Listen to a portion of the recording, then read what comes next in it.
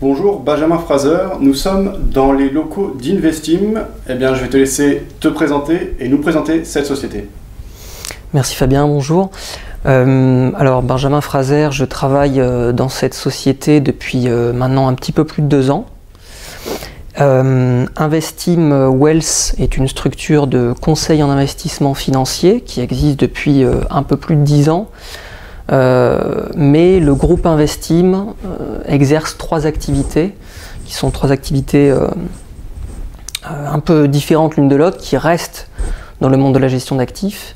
Donc je te propose d'abord introduire un petit peu ces activités-là avant de recentrer sur le conseil. La première activité, Investim Europe, aujourd'hui s'appelle Investim Europe, a été créée en 2004. Elle naît de l'association de 3 personnes, 3 figures du monde de la gestion d'actifs, qui sont Didier Jug, Frédéric Smith et Philippe Alter, qui sont tous 3 issus du monde de la gestion d'actifs. Ils ont travaillé dans les plus grands groupes bancaires, au sein des services d'ingénierie financière, du développement commercial sur le retail, l'institutionnel. Ils ont été gérants également de portefeuille, et donc ils ont décidé en 2004 de se lancer dans une aventure entrepreneuriale et ont créé Investim, qui est une activité de tierce party marketeur. C'est une activité qui est d'abord née aux États-Unis, comme beaucoup d'activités dans la gestion d'actifs, et qui n'existait pas en tant que telle sur le marché français. Très simplement, Investim est en fait la force commerciale externalisée des sociétés de gestion de portefeuille qui souhaitent en fait s'insérer, pénétrer, se développer en tout cas sur le marché des investisseurs français. Donc en clientèle, on va avoir des sociétés de gestion de petite taille françaises qui ont pas les moyens, ou c'est un choix d'entreprise qui ont décidé de ne pas internaliser la fonction commerciale directement, et qui préfèrent faire appel à un tiers pour exercer et prendre en charge la commercialisation de leurs propres fonds. Donc là, Investim commercialise les fonds de ces sociétés de gestion-là. Et il y a également une deuxième partie de la clientèle qui sont des sociétés de gestion internationales, basées hors de France, et qui souhaitent se développer sur le marché français et qui passent par le relais Investim plutôt que de créer directement une antenne sur place, parce que ça a des coûts forcément plus importants. Aujourd'hui, Investim commercialise 6 sociétés de gestion, dont 2 américaines et une canadienne. Ça, c'est la première activité du groupe Investim. Et puis 4 ans plus tard, mes directeurs ont décidé, sous l'impulsion en fait, d'une demande d'un client privé, de créer l'activité de conseiller en investissement financier, sur laquelle moi j'interviens directement et travaille au quotidien. Une structure de conseil donc, qui est née en 2004, qui en fait était une dimension d'Investim jusqu'en 2015, date à laquelle la direction a décidé de filialiser cette structure pour la laisser prendre une visibilité à part entière, et c'est surtout capitalistique. Ça, c'est la deuxième activité, on y reviendra. Et la troisième activité, dans laquelle les associés fondateurs ne sont pas majoritaires, mais ont une contribution significative, elle s'appelle Edulis. C'est une activité de financement des PME. Dans la pratique, c'est une plateforme de financement en ligne sur laquelle sont réceptionnés et traités les dossiers de PME en demande de financement. Et cette plateforme-là est adossée à un fonds d'investissement sur lequel peuvent rentrer les investisseurs qui le souhaitent pour financer les projets qui ont été acceptés en amont par l'équipe qui étudie les dossiers sur la plateforme. Voilà, ça c'est les trois activités en silo du groupe Investim. Et pour revenir donc sur l'activité de conseiller en investissement financier, donc créée en 2008, c'est une très belle année pour les marchés financiers pour démarrer une activité comme ça. Bon, il se trouve qu'on a le premier client date de juillet 2008. Tu vois, c'est juste avant que ça commence à bien baisser sur les marchés actions. C'est assez intéressant, une anecdote. Et pour le coup, on s'intéresse ici, on accompagne presque exclusivement un segment de clientèle, je dirais un petit peu singulier, particulier, que j'appelle les institutionnels non professionnels. C'est-à-dire qu'on accompagne des structures associatives, des fondations, reconnues d'utilité publique ou non, des diocèses, des congrégations religieuses, on a également des monastères. Et donc c'est un segment de clientèle particulier pour plusieurs raisons. Donc ça c'est vraiment 90% de l'encours sous conseil chez InvestimWealth. C'est vraiment le cœur de clientèle. À côté de ça, on a quelques particuliers qu'on gère un petit peu différemment. Mais pour revenir sur le profil de ce segment de clientèle très intéressant, forcément, tu imagines bien que les objectifs premiers de ces clients institutionnels-là, il n'est pas dans un premier temps, la maximisation du rendement, je fais rentrer plus-value, dividende, coupon, mais plus à un objectif de préservation du capital, autant que possible, parce qu'on n'est pas on n'est pas vendeur de produits à capital garanti. Vraiment, la préservation du capital est très importante, et dans certains cas, l'objectif c'est également la distribution de revenus. Je prends l'exemple d'un monastère qu'on accompagne maintenant depuis de nombreuses années, qui est un monastère de moniales contemplatives, c'est-à-dire qu'elles n'ont aucun revenu du travail. Comment faire vivre la communauté autrement que par le travail? Alors il y a bien évidemment les dons, il y a les quelques retraites qu'elles peuvent percevoir pour celles qui ont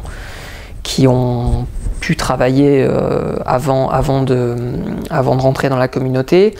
Mais sinon, elles n'ont pas d'autre choix que de vivre avec ce qu'elles ont, et les produits financiers également, des réserves qu'elles ont au sein du monastère, et même des quelques pécules des sœurs individuellement. Et donc, si tu veux, l'objectif ici, c'est véritablement de préserver le capital, parce que si demain il y a une dépréciation trop importante du capital, tout simplement, tu mets en péril la poursuite de l'existence de cette communauté-là, qui existe depuis, je ne sais pas combien de temps, mais certainement plusieurs centaines de milliers d'années, quelques centaines d'années. Voilà. Donc pour le coup, il y a vraiment un enjeu moral de notre part, une responsabilité, si je puis dire, à ne pas faire de bêtises et ne pas avoir un portefeuille qui se comporte mal dans certaines configurations de marché.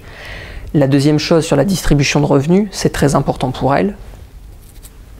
Ici, qu'est-ce qui répond le mieux à l'objectif de distribution de revenus sur les marchés financiers?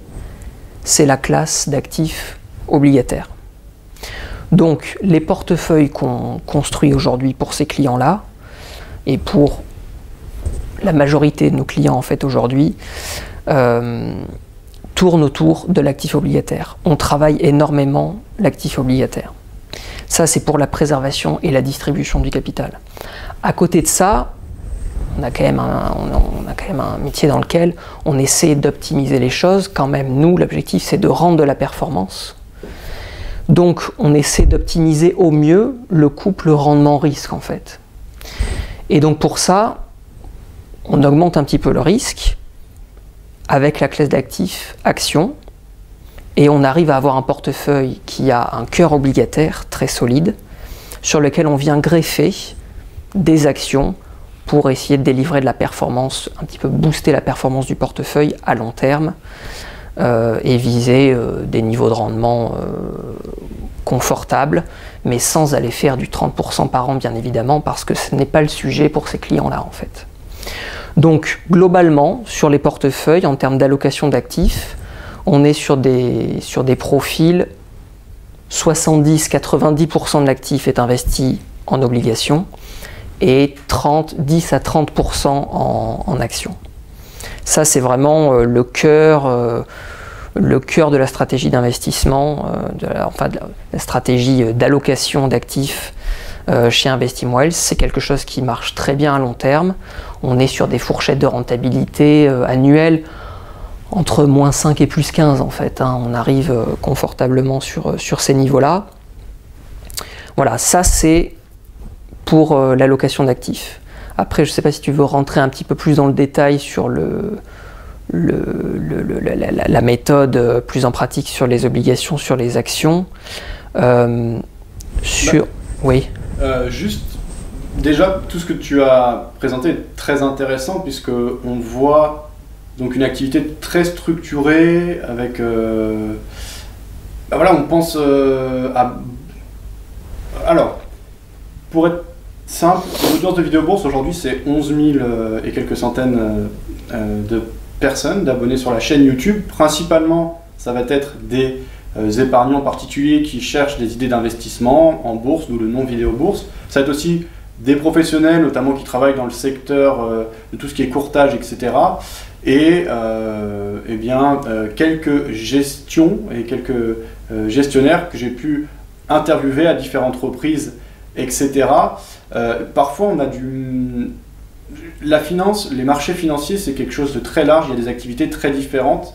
Et j'ai trouvé intéressant déjà d'avoir ta présentation qui montre une organisation très structurée où on sépare la commercialisation des activités de marché. Je suppose qu'il y a plein d'autres problématiques à prendre en compte, comme tout ce qui touche à la régulation.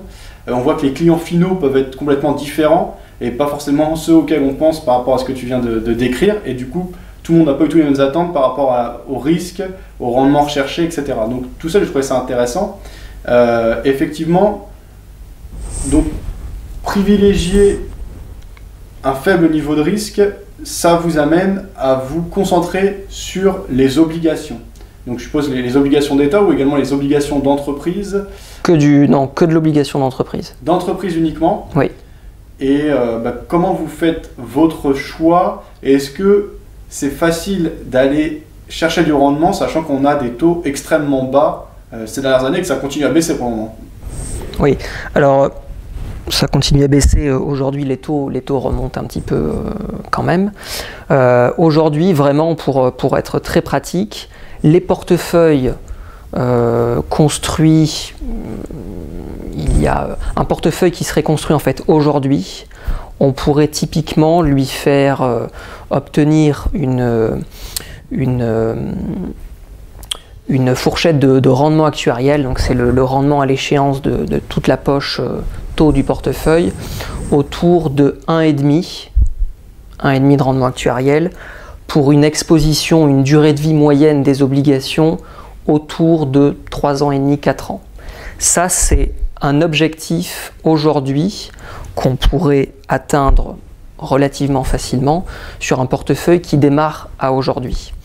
Donc ce n'est pas un rendement exceptionnel, on est loin des rendements qu'on a connus par le passé, mais on reviendra de toute façon sur des niveaux de rentabilité, des niveaux de taux bien supérieurs à ce qu'on constate aujourd'hui. Je parlais de 3 ans et demi, 4 ans de vie moyenne des obligations. Ce n'est pas un hasard, c'est vraiment une stratégie qui fait peser le portefeuille de façon relativement courte, c'est-à-dire qu'on n'est pas exposé au-delà de cette date-là, en moyenne, ce qui fait qu'on est assez manœuvrant pour profiter du cycle de remontée des taux à venir et qui a déjà partiellement quand même commencé. Voilà pour la gestion des taux. On essaie sur cette poche taux donc uniquement d'entreprises corporate, parce que pour le coup, quand tu vas chercher du rendement sur les obligations d'État, là pour le coup ça te rend rien. Oui, tout à fait. Là, ça ne te rend rien. Le 10 ans français rend tout juste du 0,9. L'allemand, on est en dessous. Bon, et les États-Unis, c'est des choses qu'on regarde, mais on ne fait investir les clients que sur des obligations libellées en euros pour ne pas leur faire prendre de risque de change. Et on est véritablement sur une diversification, je dirais, assez large du portefeuille obligataire. En moyenne, un portefeuille détient 20 à 30 lignes obligataires. Sur la poche taux uniquement, évidemment. Et ces obligations-là sont détenues en majeure partie jusqu'à l'échéance. La raison principale, c'est parce que ça répond à l'objectif de préservation du capital dont je te parlais au début. Parce que quand tu détiens une obligation jusqu'à l'échéance, dans le meilleur des mondes, tu l'achètes 100, elle est remboursée 100, et tout au long de la vie de l'obligation, tu as perçu les revenus. Ouais. Et ça convient très bien à ce style, à ce profil de client-là. Voilà. Aujourd'hui, ça c'est sur l'obligataire. Pas de risque de change parce que, vu qu'on est effectivement sur des niveaux de rentabilité assez faibles, on est en dessous du 2%, ouais. De suite, si tu t'exposes à du dollar, à de la devise émergente, etc., le risque est plus grand. La performance, en fait, est faite par le change. Bah oui, complètement. Donc, c'est quelque chose qu'on ne veut pas, c'est le risque qu'on ne veut pas faire prendre aux clients. En plus de ça, il se trouve que le pouvoir d'achat, si je puis dire, du client est libellé en euros. Donc, pour nous, on n'a pas intérêt à le faire s'exposer au-delà. Le seul risque sur une obligation, c'est que la société fasse faillite. C'est ça le seul risque. Sinon, une obligation est toujours remboursée. Alors, une obligation peut ne pas être remboursée, pour autant, la société ne va pas forcément faire faillite.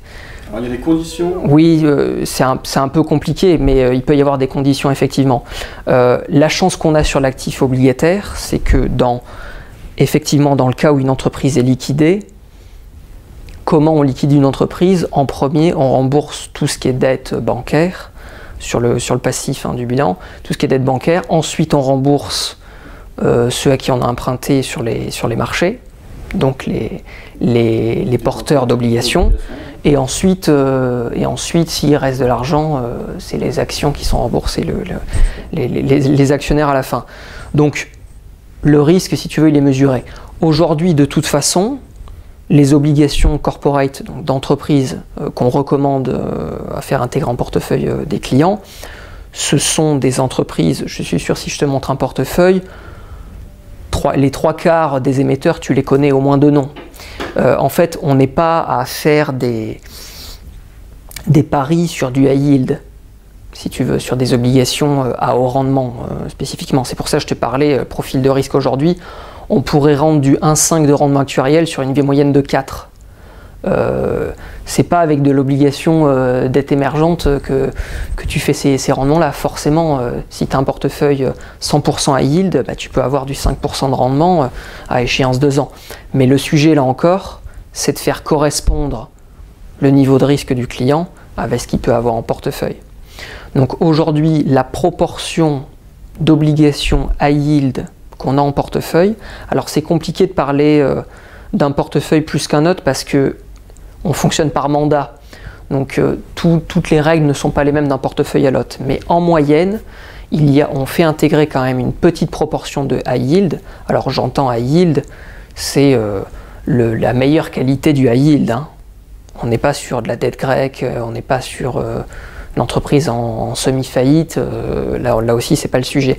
Mais on a également quelque chose d'intéressant sur le high yield, c'est qu'il y a un écart de taux, un spread de taux très intéressant, qui a été très intéressant ces 2 dernières années entre la dernière note du investment grade et la première note du high yield. Donc finalement, en niveau de risque,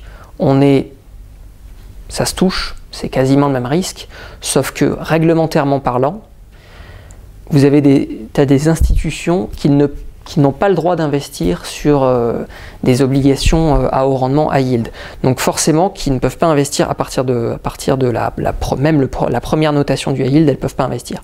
Du coup, elles investissent sur la dernière du investment grade, ce qui fait que quand tu achètes une obligation, quand beaucoup d'investisseurs achètent une obligation, derrière, c'est des obligations qui sont moins intéressantes à acheter si tu arrives derrière. Du coup, sont un petit peu délaissées les obligations qui sont juste en dessous, les premium high yield, appelons-les comme ça. Du coup, tu as un écart intéressant. Celles qui sont pas assez bien notées pour rentrer acheter par certaines institutions qui sont obligées dont la BCE, typiquement. Ok, voilà, par exemple, donc la BCE qui est obligée de prendre des obligations jusqu'à un certain niveau de risque, mais dans ces obligations risquées, il y en a certaines qui sont bien meilleures que d'autres, et donc le but pour vous, c'est d'aller chercher ce rendement qui est meilleur en sélectionnant les profils les plus intéressants de cette catégorie, sachant qu'il y a beaucoup d'acteurs qui ne peuvent pas y aller, donc vous avez un petit avantage là-dessus. Est-ce que c'est bien résumé? Voilà, en fait, alors ça c'est uniquement pour la proportion, les quelques 10-20% tout juste, ça dépend des profils. Certains ont zéro investment grade parce qu'elles ne peuvent pas, mais pour les profils les plus offensifs, entre guillemets, sur la poche taux, elles peuvent avoir jusqu'à 20-30% de la poche taux investis sur des actifs que je te décris là, sur des actifs notés, des obligations notées premium high yield.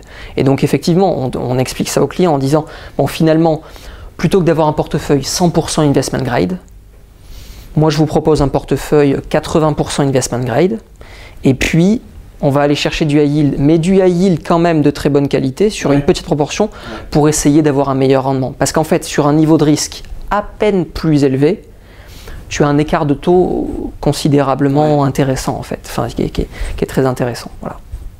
Ça, c'est très intéressant, et c'est une stratégie concrète que tu nous expliques ici. Du coup, vos produits, où est-ce qu'on peut les retrouver? Tu dis qu'il y a plusieurs portefeuilles qui est spécifique à presque chaque client, selon son profil. Mais est-ce qu'on peut suivre les performances d'Investim et des fonds Investim sur des médias financiers qui relaient justement les performances des différents fonds? Alors en tête comme ça j'ai Morningstar, des choses comme ça, ou même sur Bloomberg, etc. Est-ce qu'on voit les performances? Alors pour le coup non, puisque nous ne sommes pas société de gestion, on ne gère pas l'argent des clients. En pratique, on formule des recommandations d'investissement qui sont validées par le client auprès de la plateforme qui va réceptionner, qui va transmettre l'ordre, le passer, etc. Donc nous, on ne gère pas les fonds des clients. On les conseille. Derrière, vu qu'on ne peut pas faire des choses en commun, on n'a pas de portefeuille en commun, on fonctionne par mandat de conseil sur chaque client. Aujourd'hui, on a 42 clients, on a 42 mandats. C'est pour ça que je te disais, je te fais des moyennes, je te donne des moyennes d'allocation, des moyennes d'exposition, mais dans la pratique, un portefeuille, chaque portefeuille est différent. Voilà.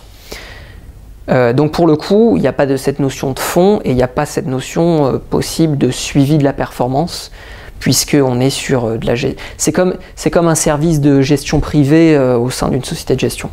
On ne peut pas. Voilà.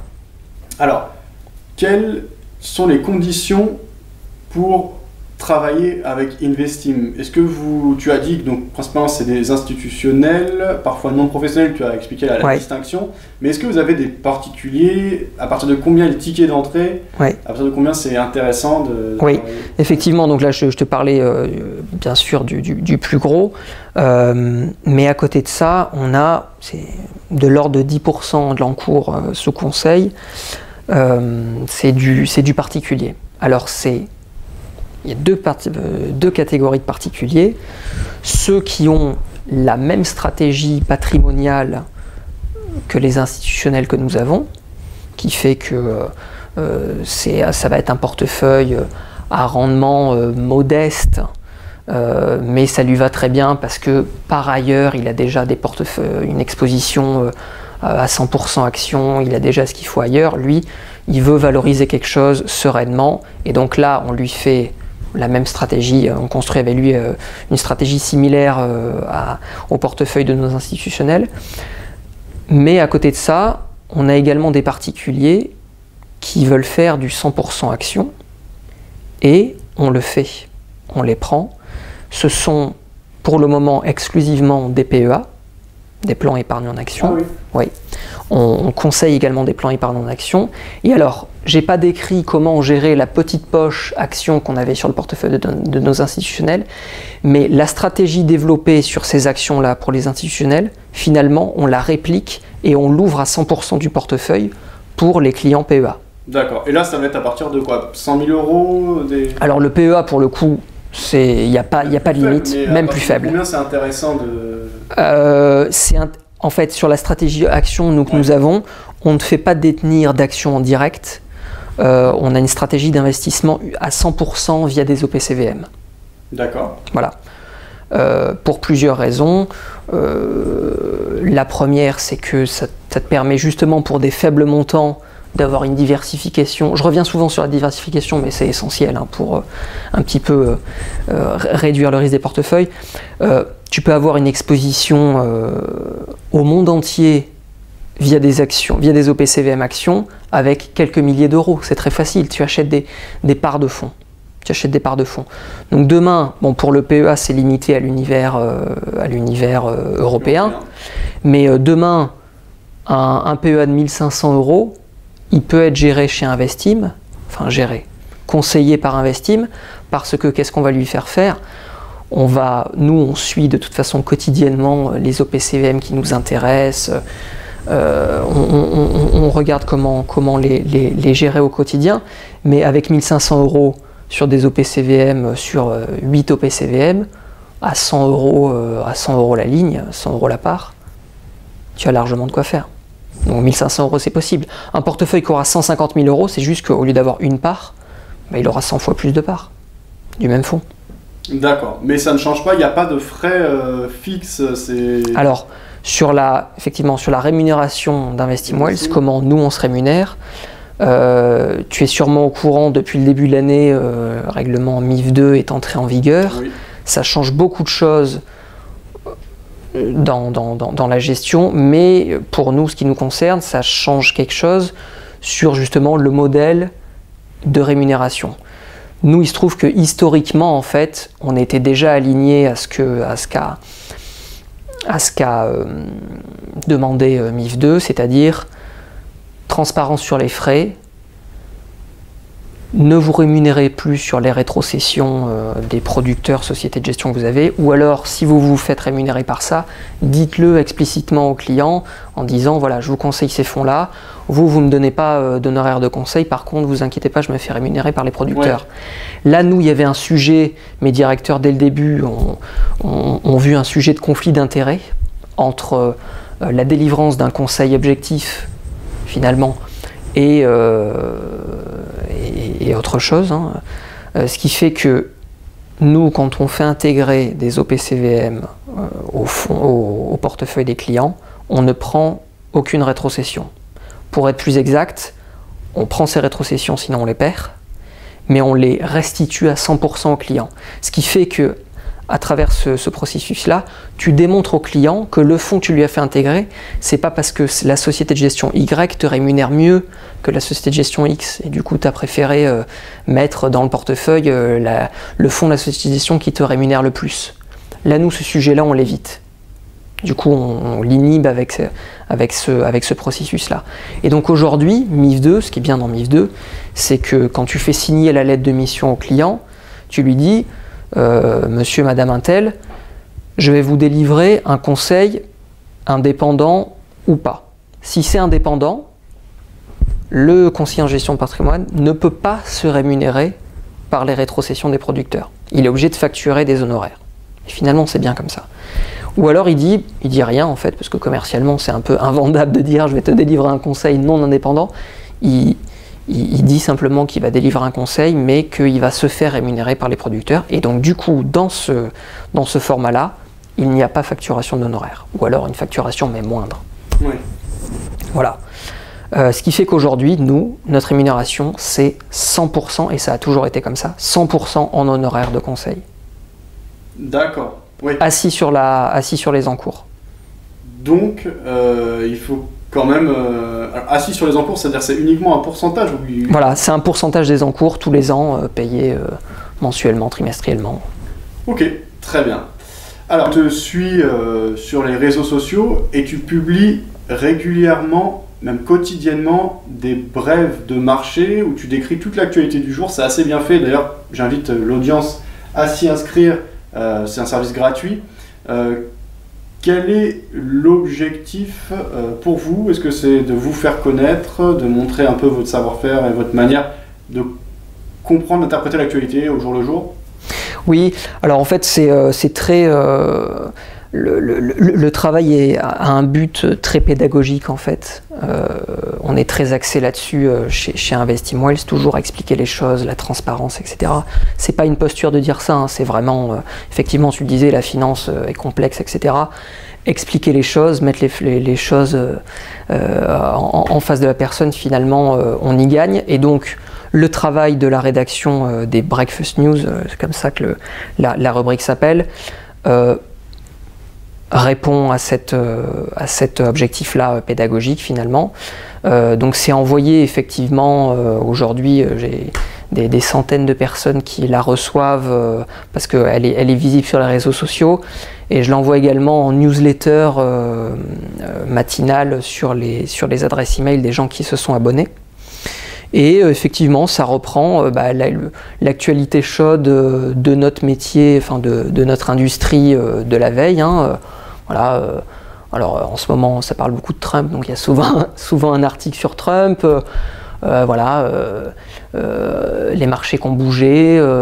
J'essaie de donner un petit avis également personnel sur toutes ces actualités-là, et je pense effectivement que des retours que j'en ai jusqu'à aujourd'hui, c'est que ça plaît assez.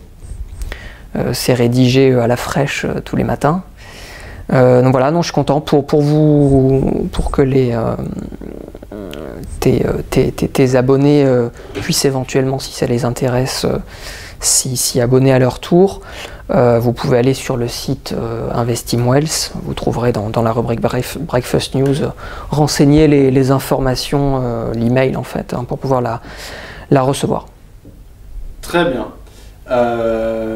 Du coup, les marchés financiers, c'est quand même un métier de passion, je pense, quand on commence à s'intéresser à l'actualité, au placement, etc. Ce serait intéressant d'avoir ton point de vue et ton ressenti sur le contexte actuel, notamment sur les actions. Aux États-Unis, notamment, le Nasdaq a vraiment explosé là depuis 10 ans. On a complètement effacé une crise qui pourtant était très forte sur le coup. On est passé en quelques années dans un autre contexte. Aujourd'hui, on est dans un contexte de croissance. On a l'impression que tous les à-coups qui peuvent inquiéter les investisseurs, Brexit, Donald Trump, là en ce moment on parle de guerre commerciale, il y avait eu un peu de... voilà, au moment de la crise grecque, est-ce que la Grèce pouvait sortir, etc. Donc les marchés restent forts, plus aux États-Unis qu'en Europe. Par contre, aux États-Unis, les actions se sont bien portées grâce à des taux bas. Aujourd'hui, on a des taux qui remontent de plus en plus et on commence à arriver à des niveaux normaux de croissance, etc. Et a priori, ils vont continuer à monter comme ça les taux. Est-ce qu'on peut penser à un changement de cycle ou non? Pour le moment, tu ne vois pas de nuage particulier à l'horizon et l'économie peut continuer à croître ainsi pour les mois et années à venir. Alors, le sujet des États-Unis sur les marchés est effectivement essentiel. Encore, c'est hier qu'ils ont annoncé une croissance à 4,2, je crois de mémoire. C'est quelque chose d'assez hallucinant. Donc, Trump rayonne là-dessus, tant mieux pour lui. Pour ne parler que des valorisations des sociétés, d'après moi, le risque effectivement pèse plus sur la confiance qui règne sur le marché des actions de la tech, de la technologie, parce que forcément on est sur des niveaux de valorisation colossaux, mais en même temps il y a encore des relais de croissance exceptionnels pour tous ces géants, à la Google, à la Facebook, etc. Donc pour le moment, ça agit même en valeur refuge, ces actions-là. Alors, on peut parler de valeur refuge parce que Finalement, c'est un actif sur lequel on va quand par ailleurs ça baisse. Demain, en revanche, il y a un pépin solide sur l'économie américaine ou sur la valorisation des boîtes en général. Ce statut de valeur refuge, en fait, il existe quand c'est un peu de la poudre aux yeux. Donc, le risque sur le marché américain, c'est sur les valeurs technologiques comme ça. Après, sur les niveaux de croissance, oui, on est sur une fin de cycle, etc. Mais là-dessus, si tu veux, si le marché temporise un peu, oui, pourquoi pas, mais et puis c'est pas très grave en fait, pas très grave. Nous, ce qu'on regarde surtout, c'est la tenue également des marchés européens et surtout la tenue, non pas du marché action, mais des marchés obligataires. Et donc sur les taux, ce qui est constaté, tu le disais, c'est la remontée des taux. Et le cycle de remontée des taux qui a commencé, ça fait quasiment 3 ans, je crois, aux États-Unis, fin 2015, qu'ils ont commencé à remonter les taux. Donc, si tu veux, cette amorce de remontée des taux, jusqu'ici, elle se déroule très bien. Parce que les marchés américains ont continué à rendre une performance très satisfaisante. En Europe, la fin du QE, la fin des rachats d'actifs est sonnée pour la fin de l'année. Est-ce qu'on aura une inflexion haussière des taux dès l'été 2019 côté BCE? C'est probable. En tout cas, pour les portefeuilles qui se construisent sur de l'actif obligataire, c'est une bonne chose. Est-ce que l'actif obligataire est survalorisé? Non. Est-ce qu'un krach obligataire... finalement, un krach obligataire, en soi, ça peut partir de rien. Donc on n'est jamais à l'abri de ça, si tu veux. Un krach sur les actions, c'est pareil, ça peut partir de rien. En attendant, effectivement, des petits incendies s'allument à droite à gauche en Europe. Là, on reparlait beaucoup des émergents il y a quelques semaines. Il y a bien sûr un peu plus grand niveau la confrontation États-Unis-Reste du monde sur les relations commerciales. Mais je pense que le sujet pour les côtés États-Unis est en fait assez bien géré. On pourrait penser le contraire. Mais je pense que Trump veut fondamentalement, est persuadé d'une part de faire le bien pour ses entreprises américaines, mais d'autre part, je pense qu'il est vraiment, il veut faire les choses bien. Et si il propose des choses qui viendraient trop à l'encontre de ces entreprises, de toute façon, il se fait rattraper par son équipe. Donc il n'y a pas, à mon avis, de sujet là-dessus. Donc le dénouement d'une guerre commerciale, entre guillemets encore, avec les États-Unis, bon, finalement, jusqu'ici, ce n'est que de la négociation de traités, d'accords commerciaux. Voilà où on en est aujourd'hui. Donc plutôt confiant, si je veux résumer. Bon, il y a des petites choses, mais le contexte de fond, les États-Unis sont forts, c'est le moteur, les États-Unis. Oui, le moteur est aux États-Unis pour la valorisation des marchés financiers, mais après, intéressons-nous à l'Europe, la croissance reprend également. Ouais. Voilà. Apparemment, le dernier banquier central intéressant, la BCE, là aussi signe les arrêts de jeu, donc pour le coup ça veut dire que les choses se sont finalement bien déroulées. Ouais. On critiquait beaucoup, il y a encore des gens il y a 2 ans, oui mais attendez, le quantitative easing, les taux à zéro, finalement s'il n'y avait pas eu les taux zéro, est-ce qu'on en serait là aujourd'hui? Bon alors maintenant les bilans des banques centrales sont très hauts, etc. Mais justement, le relais derrière pour rembourser ça, c'est la croissance, et il se trouve qu'elle est là. Elle recommence à être au rendez-vous. Alors c'est un peu mou, un peu plus mou en Europe, mais pour le moment, pas véritablement d'inquiétude. Après, est-ce qu'il y a une véritable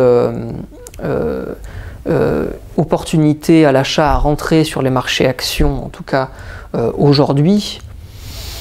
Je dirais ni oui ni non en fait. On n'est pas sous-valorisé, on n'est pas survalorisé.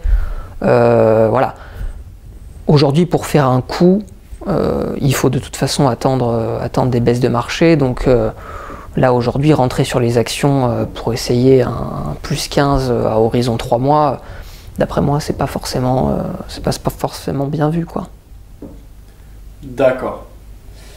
Dernière chose, on est ici dans un des bureaux de la société. On voit qu'il y a peu d'animation. Toute votre équipe est partie à Patrimonia, qui est un très gros salon à Lyon de tous les professionnels de la gestion, Ouais.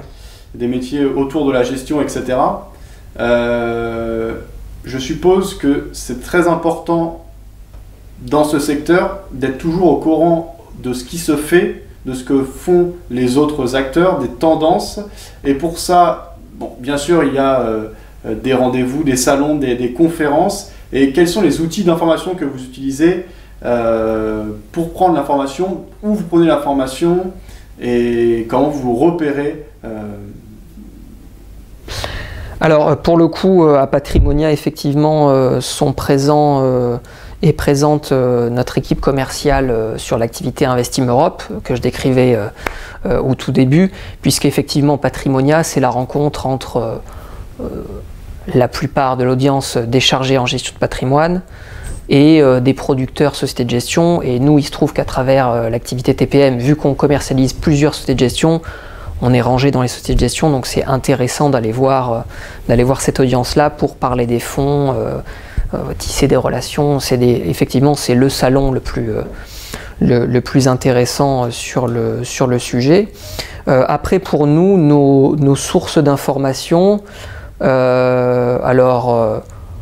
il y a les classiques, surtout pour les OPCVM, Morningstar et Cantalis, ouais, qui fonctionnent très bien. Nous, pour nos flux directs, on a un flux en abonnement chez Six Télécourses. Donc c'est un équivalent des Bloomberg, Reuters, qui sont sur les écrans des équipes de gestion. Voilà, c'est sensiblement la même chose. Et puis à côté de ça, on a des abonnements à des journaux divers et variés sur le domaine d'activité. Mais voilà, c'est surtout, avant tout, avant de lire, un petit peu de prendre de hauteur, de lire comment se passe le marché, etc., c'est surtout la rencontre en fait des investisseurs directement, des professionnels de la gestion. Effectivement, qu'est-ce qui fait la tendance en ce moment, même si nous, on n'est pas à créer un produit plus qu'un autre parce qu'aujourd'hui, il répond bien à une tendance spécifique. Mais ce que je veux dire, c'est que voilà, il faut être à l'écoute. Qu'est-ce qui marche très bien en ce moment? Par exemple, beaucoup de sociétés de gestion en ce moment, spécialisés dans l'obligataire, créent des fonds indexés sur l'inflation. Bon, pourquoi les taux sont bas, etc. C'est intéressant et ça se vend très bien. L'ISR également. L'ISR depuis quelques années, et on en parle et on en parlera de plus en plus. Ça aussi, nous on est en train, et on l'intègre déjà dans nos profils de portefeuille. C'est des choses auxquelles on est sensible et on est de toute façon toujours à l'écoute, hein, à travers les trois métiers. De toute façon, finalement, on fait rapidement le tour de l'industrie. Merci Benjamin pour toutes ces réponses, cette présentation complète. Merci à toi. On en sait plus sur Investim, sur votre approche, les produits que vous proposez et votre manière de travailler. C'est un plaisir et j'invite l'audience à s'abonner en tout cas aux newsletters. Ça permet d'avoir un pied au quotidien dans le monde institutionnel, en tout cas de la manière dont chez Investim vous décryptez l'actualité. C'est quand même quelque chose qui a de la valeur. Également s'intéresser à vos produits, à vos solutions, et pour ça, eh bien, vous pouvez vous rendre sur le site d'Investim. Merci Benjamin. Merci Fabien. Merci.